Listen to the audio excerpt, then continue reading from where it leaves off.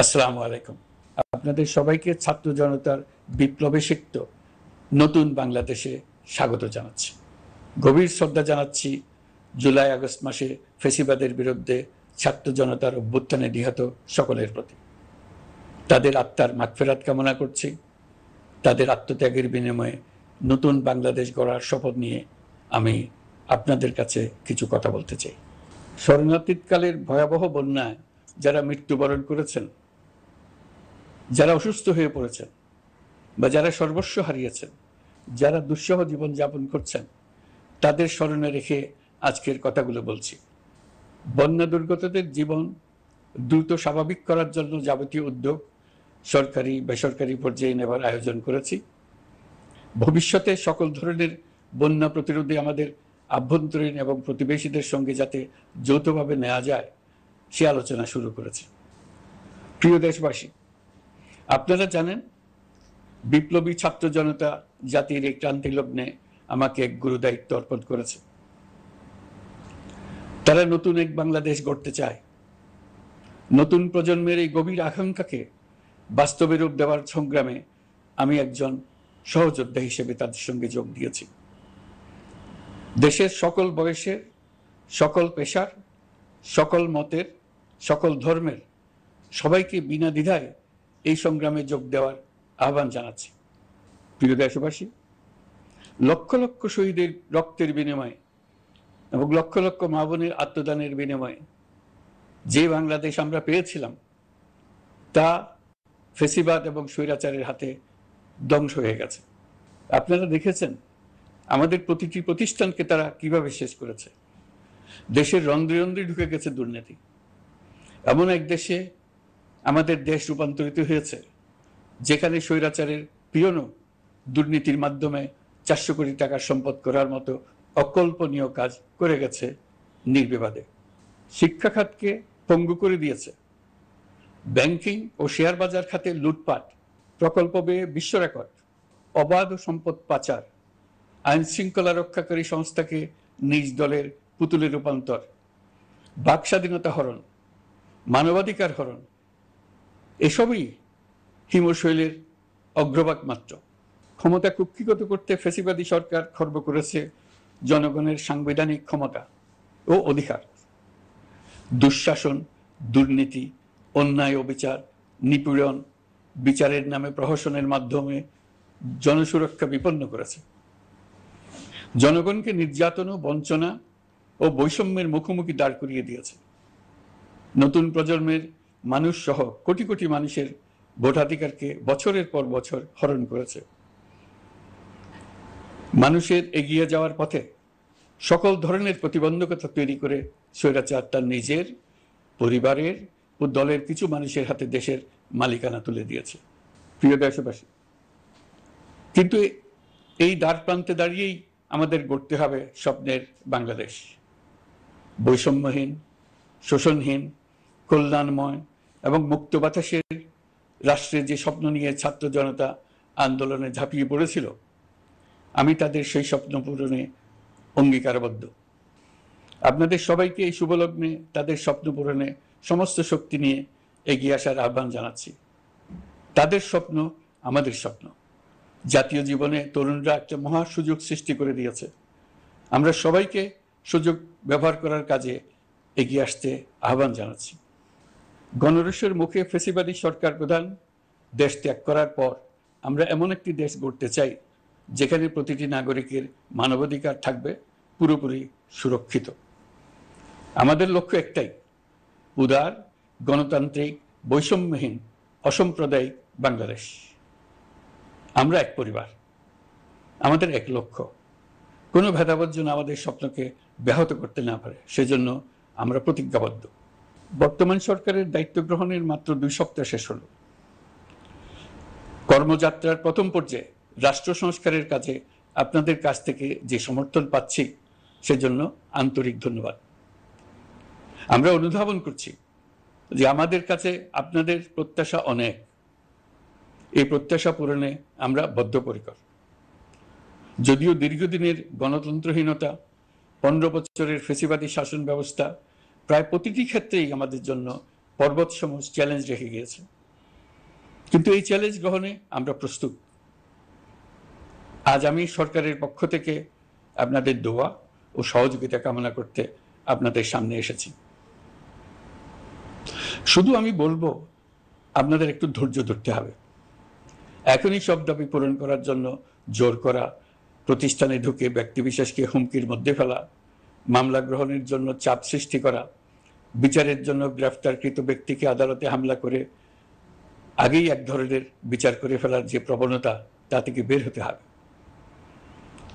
ছাত্র জনতার বিপ্লবের গৌরব ও সম্ভাবনা এসব কাজে ম্লান হয়ে যাবে।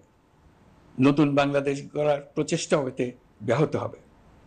রাতারাতি এই পরিস্থিতি থেকে উত্তরণ কঠিন। নড়বড়ে এক কাঠামো, আমি বরং বলবো জনস্বার্থের বিপরীতমুখী এক কাঠামোর উপর দাঁড়িয়ে আমাদেরকে দেশ পুনর্গঠনের কাজে হাত দিতে হয়েছে। আমরা এখান থেকেই বাংলাদেশকে এমনভাবে করতে চাই যেন এদেশে জনগণই সত্যিকার অর্থে সকল ক্ষমতার উৎস হয়, বিশ্ব দরবারে একটি মানবিক ও কল্যাণকর রাষ্ট্র হিসেবে সমাদৃত হয়। তরুণ প্রজন্ম, শিক্ষার্থী ও জনতার আত্মত্যাগের প্রতি সম্মান জানাতে রাষ্ট্র সংস্কারের কাজে সফল আমাদের হতেই হবে। এর আর কোনো বিকল্প নেই।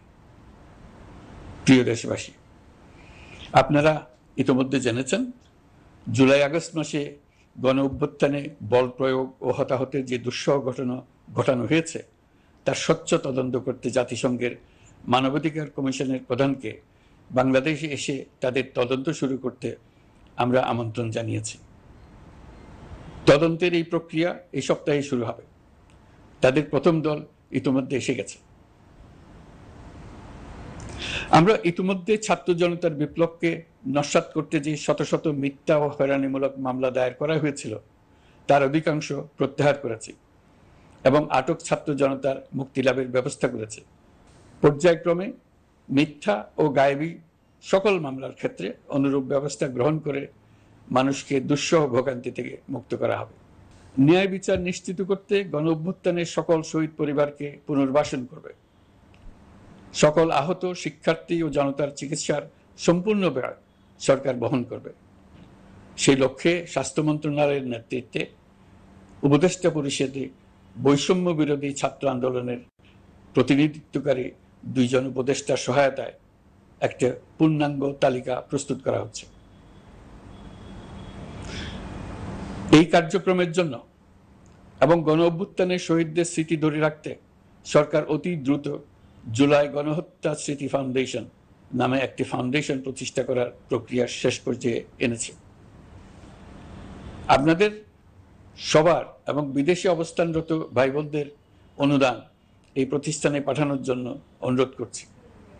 আমি ব্যক্তিগতভাবে এই প্রতিষ্ঠানের চেয়ারম্যানের পদ গ্রহণ করেছি। প্রিয় দেশবাসী, আপনারা লক্ষ্য করেছেন, দায়িত্ব গ্রহণ করেই আমাদেরকে আইন শৃঙ্খলা অঙ্গনে অস্থির পরিস্থিতি সামাল দিতে হয়েছে।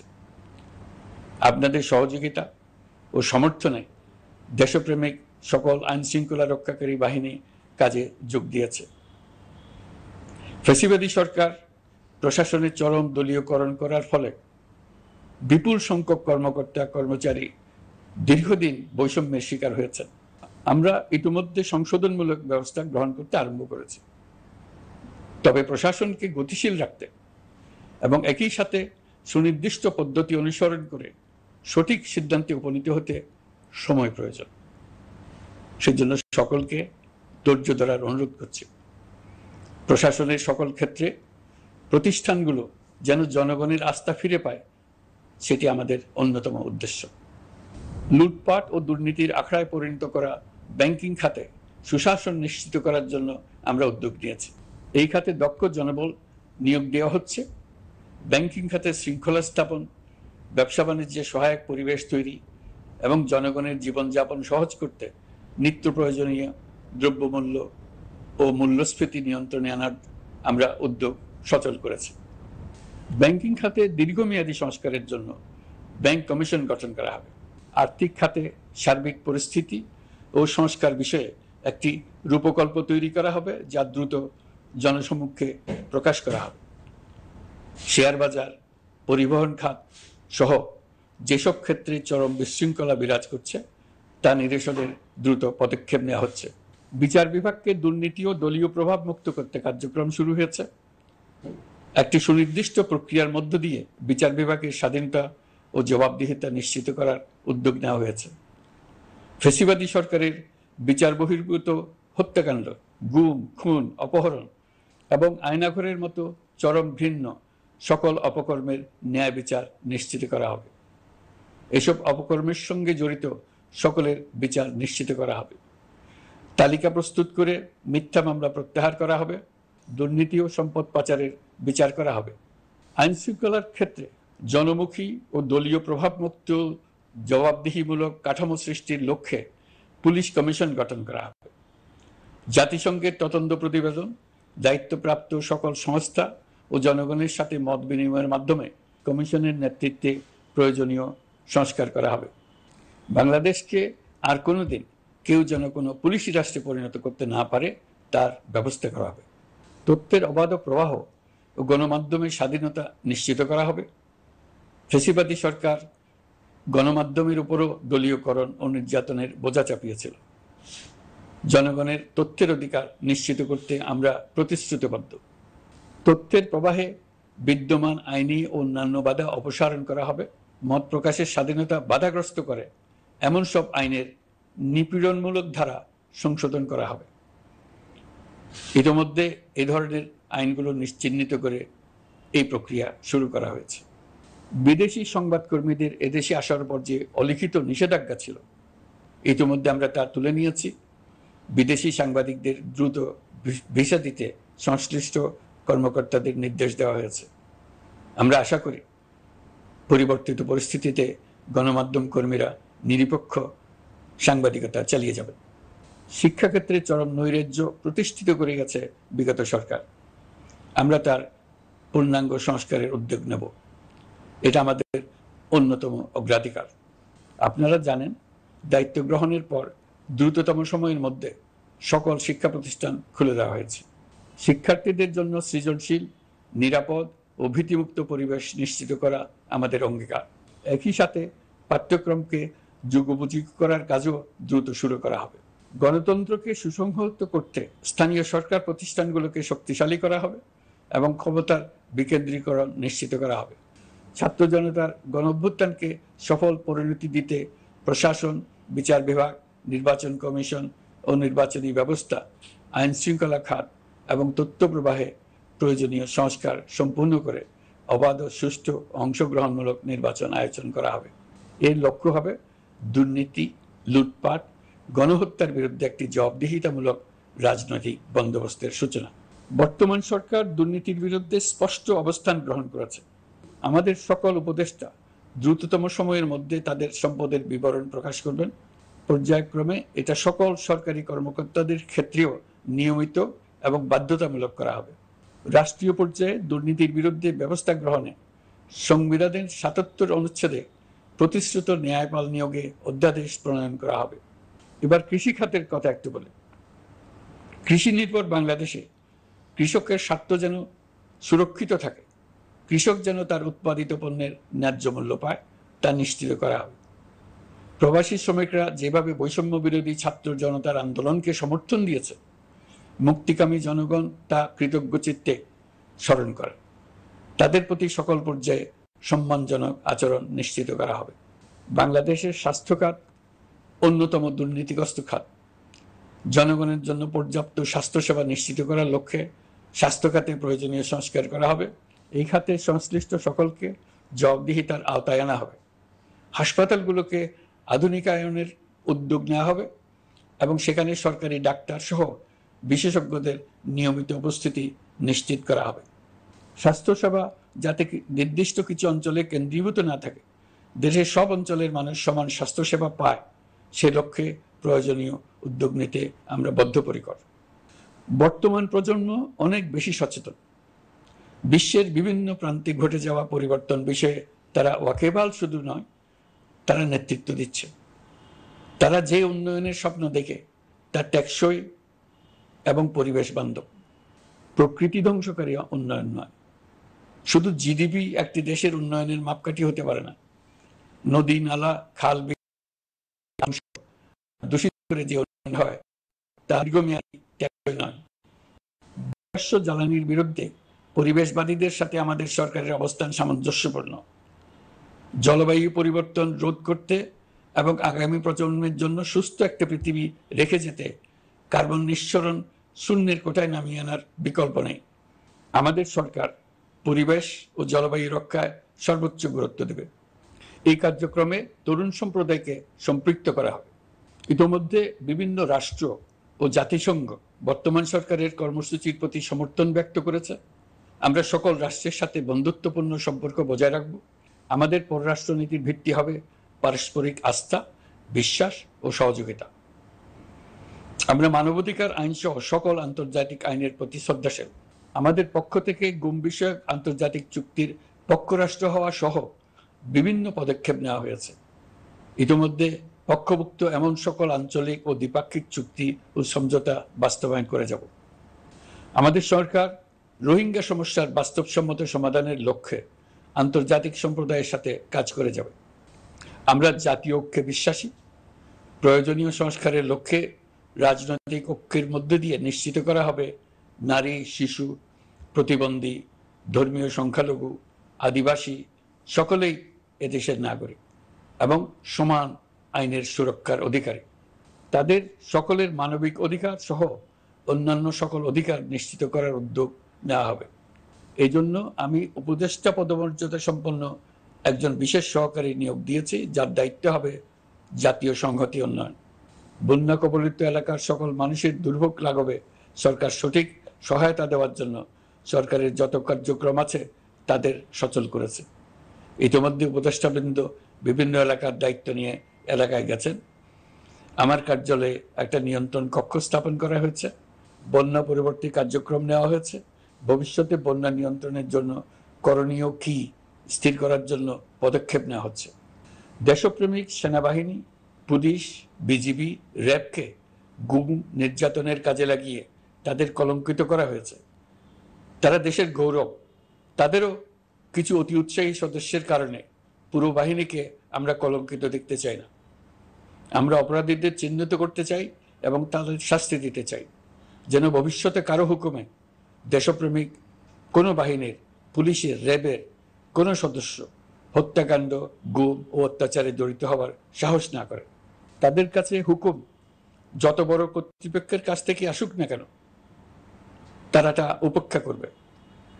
ভবিষ্যতে উপরওয়ালার হুকুমে এমন ঘৃণ্য কাজ করতে বাধ্য হয়েছে এমন ব্যাখ্যা কারো কাছে গৃহীত না হয় তার ব্যবস্থা করা হবে। আমি দেশরক্ষা বাহিনী, পুলিশ বাহিনী এবং অন্যান্য সহল বাহিনীকে নির্দেশ দিয়েছি তারা তাদের মধ্যে যারা হত্যাকাণ্ড, গুম, খুন বা শারীরিক মানসিক অত্যাচারে সরাসরি জড়িত তাদের চিহ্নিত করে বিচারের ব্যবস্থা করতে। যারা গুম হয়েছে, হত্যার শিকার হয়েছে তাদের তালিকা প্রস্তুত করতে। তাদের পরিবার সমূহকে সান্ত্বনা দেওয়ার ভাষা আমার নাই। তাদের জীবনে শান্তি ফিরিয়ে আনতে আমরা প্রচেষ্টা অব্যাহত রাখব। আমি সকল দেশরক্ষা বাহিনী ও আইনশৃঙ্খলা বাহিনীকে তাদের উপর জনগণের সম্পূর্ণ আস্থা ফিরিয়ে আনতে সকল পদক্ষেপ গ্রহণ করতে নির্দেশ দিয়েছি।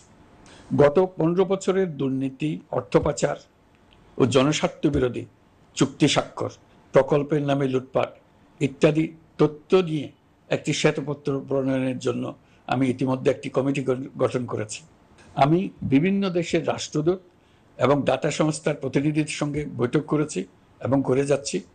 ছাত্র জনতার গণঅভ্যুত্থানের পর দেশ গঠনের জন্য সকল প্রকার আর্থিক অন্যান্য সহযোগিতার জন্য তাদেরকে অনুরোধ জানাচ্ছি। তারা এই ব্যাপারে আগ্রহ দেখাচ্ছে। তাদের কাছে আমাদের প্রস্তাব সমূহ প্রণয়ন করে দ্রুত পাঠানোর ব্যবস্থা নিয়েছে। তাদেরকে অনুরোধ জানিয়েছি তারা যেন পরিস্থিতির কারণে অতি দ্রুত অর্থ ছাড় করার ব্যবস্থা নেন। তাদেরকেও বলেছি যে অবস্থার মধ্য দিয়ে আমরা যাচ্ছি তা যেমন একটি দুর্যোগপূর্ণ সময়, তেমনি এটা জাতির জীবনে মস্ত বড় সুযোগ। এই সুযোগকে যেন আমরা পূর্ণভাবে কাজে লাগাতে পারি, সেই জন্য তাদের সহযোগিতা চেয়েছি। এই গণ অভ্যুত্থানে বিদেশে অবস্থানকারী বাংলাদেশিরা অত্যন্ত গুরুত্বপূর্ণ ভূমিকা পালন করেছেন। জাতি তাদের অবদান বিশেষভাবে স্মরণ করবে। নতুন বাংলাদেশ গড়ার কাজে আমরা তাদের অংশগ্রহণ চাইব। আমাদের একটি লক্ষ্য হবে বিদেশগামী এবং প্রত্যাবর্তনকারী প্রত্যেক প্রবাসী শ্রমিককে মর্যাদা ও সম্মানের সঙ্গে দেশে আসা এবং যাওয়া নিশ্চিত করা। সে ব্যাপারে শিগগিরই পদক্ষেপ নেওয়া হবে। বিদেশে অবস্থানরত সকলের কাছে আমার আবেদন, তারা যেন তাদের উপার্জিত অর্থ অফিসিয়াল চ্যানেলে দেশে পাঠান। দেশের অর্থনৈতিক সংকট উত্তরণে এই অর্থ বিশেষভাবে প্রয়োজন। কি কি ব্যবস্থা নিলে তাদের জন্য অফিসিয়াল চ্যানেলে অর্থ পাঠানো সহজ হবে সেটা সম্বন্ধে আমরা তাদের পরামর্শ নেব। সারা দেশ ঘুষের মহাসমুদ্রে নিমজ্জিত। কিভাবে ঘুষ থেকে আমরা মুক্ত হতে পারি তার জন্য আমাদের পরামর্শ দেন। শুধু এই কাজটা নিয়ে অগ্রসর হতে পারলেই আমি মনে করি দেশের জন্য এই সরকার একটা গুরুত্বপূর্ণ অবদান রেখে গেছে বলে স্মরণীয় হয়ে থাকবে। আমি কথা দিচ্ছি, এই ব্যাপারে আমি আমার সর্বশক্তি নিয়োজিত করব। আমাদের দায়িত্ব দেশের সকল মানুষকে একটি পরিবারের বন্ধনে আবদ্ধ করা। পরিবারে মতভেদ থাকবে, বাকবিতণ্ডা হবে, কিন্তু আমরা ভাই বোন, আমরা বাবা মা, আমরা কেউ কারো শত্রু না। কাউকে তার মতের জন্য শত্রু মনে করব না, কাউকে ধর্মের কারণে শত্রু মনে করব না, কাউকে লিঙ্গের কারণে শত্রু মনে করব না। আমরা সবাই সমান, কেউ কারো উপরে, কেউ কারো নিচে না। এই ধারণা আমরা জাতীয় জীবনের সর্বক্ষেত্রে প্রতিষ্ঠিত করতে চাই। একটা বিশেষ ব্যাপারে আমরা আপনাদের সহযোগিতা চাচ্ছি। আমাদের দায়িত্ব গ্রহণের পর থেকে প্রতিদিন সচিবালয়ে, আমার অফিসের আশেপাশে, শহরের বিভিন্ন স্থানে সমাবেশ করা হচ্ছে। গত 16 বছরের অনেক দুঃখ কষ্ট আপনাদের জমা আছে, সেটা আমরা বুঝি। আমাদের যদি কাজ করতে না দেন তাহলে দুঃখ ঘোচানোর সকল পথ বন্ধ হয়ে যাবে। আপনাদের কাছে একান্ত অনুরোধ, আমাদের কাজ করতে দেন। আপনাদের যা চাওয়া তা লিখিতভাবে আমাদেরকে দিয়ে যান। আমরা আপনাদের বিপক্ষ দল নয়। আইনসঙ্গতভাবে যা কিছু করার আছে আমরা অবশ্যই তা করব, কিন্তু আমাদেরকে ঘেরাও করে এই গুরুত্বপূর্ণ দিনগুলোতে আমাদের কাজে বাধা দেবেন না। সবাই মিলে তাদের বোঝান তারা যেন এই সময়ে তাদের অভিযোগের প্রতি দৃষ্টি আকর্ষণের জন্য আমাদের দৈনন্দিন গুরুত্বপূর্ণ কাজে বাধা না দেন। একটা বিষয়ে সবাই জানতে আগ্রহী, কখন আমাদের সরকার বিদায় নেবে। এটার জবাব আপনাদের হাতে। কখন আপনারা আমাদেরকে বিদায় দেবেন?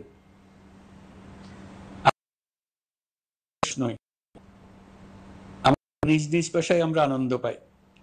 দেশের সংকটকালে ছাত্রদের আহ্বানে আমরা এই দায়িত্ব গ্রহণ করেছি। আমরা সমস্ত শক্তি দিয়ে দায়িত্ব পালন করব।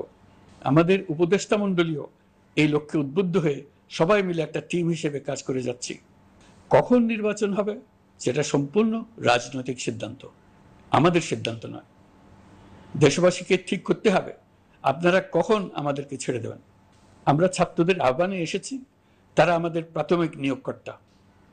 দেশের আপামর জনসাধারণ আমাদের নিয়োগ সমর্থন করেছে। আমরা ক্রমাগতভাবে সবাইকে বিষয়টি স্মরণ করিয়ে যাব, যাতে হঠাৎ করে এই প্রশ্ন উত্থাপিত না হয় আমরা কখন যাব। তারা যখনই বলবে আমরা চলে যাব। আমরা সংস্কারের অংশ হিসেবে নির্বাচন কমিশনকেও সংস্কার করব। কমিশনকে যে কোনো সময় আদর্শ নির্বাচনের জন্য প্রস্তুত রাখব। আমরা বিভিন্ন সংস্কারের কাজ শুরু করেছি। দেশবাসীকে অনুরোধ করব একটা আলোচনা শুরু করতে। আমরা সর্বনিম্ন কি কি কাজ সম্পূর্ণ করে যাব, কি কি কাজ মোটামুটি করে গেলে হবে। এই আলোচনার মাধ্যমে আমরা একটা দিক নির্দেশনা পেতে পারি। তবে চূড়ান্ত সিদ্ধান্ত রাজনৈতিক সিদ্ধান্ত, সেটা রাজনৈতিক আলোচনা থেকেই আসবে।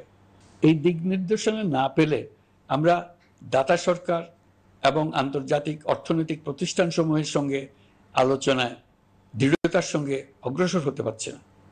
আমি নিশ্চয়তা দিচ্ছি, আমরা আমাদের পক্ষ থেকে মেয়াদ বৃদ্ধির কোনো প্রশ্ন তুলব না। আমরা আপনাদের সকলের দোয়া চাই। যে কদিন আছি সেই সময়টুকু উপদেষ্টা মণ্ডলীর প্রত্যেকে নিজ নিজ সাধ্যমতো দেশের এই সংকটকালে সংকট উত্তরণে যেন নিজ নিজ মেধা সাধ্যমতো কাজে লাগাতে পারে। নতুন বাংলাদেশ গড়ার যে সুযোগ ছাত্র জনতার রক্তের বিনিময়ে আমরা অর্জন করলাম, আমরা আমাদের মতানৈক্যের কারণে সেটা যেন হাতছাড়া করে না ফেলে, এটা আমরা নিশ্চিত করতে চাই। এই সুযোগ এবার হারিয়ে ফেললে আমরা জাতি হিসেবে পরাজিত হয়ে যাব। শহীদ, আহত এবং জীবিত ছাত্র জনতার কাছে আমরা প্রতিজ্ঞাবদ্ধ থাকতে চাই, আমরা এই অর্জনকে কিছুতেই হারিয়ে যেতে দেব না। যে সুযোগ তারা আমাদেরকে দিয়েছে তার মাধ্যমে আমাদের দেশকে পৃথিবীর একটি শ্রদ্ধেয়, সকল দিকে দৃষ্টান্ত স্থাপনকারী দেশে পরিণত করতে আমরা শপথ নিয়েছি। সবশেষে আবারও আমাদের দেশের সকল মানুষ, শিশু, কিশোর কিশোরী, তরুণ তরুণী, বয়স্ক, বৃদ্ধ, নারী, পুরুষ সবার কাছে দোয়া চাইছি যেন আমরা আমাদের সকলের স্বপ্ন বাস্তবায়নে সফল হই। আল্লাহ আমাদের সহায় হন।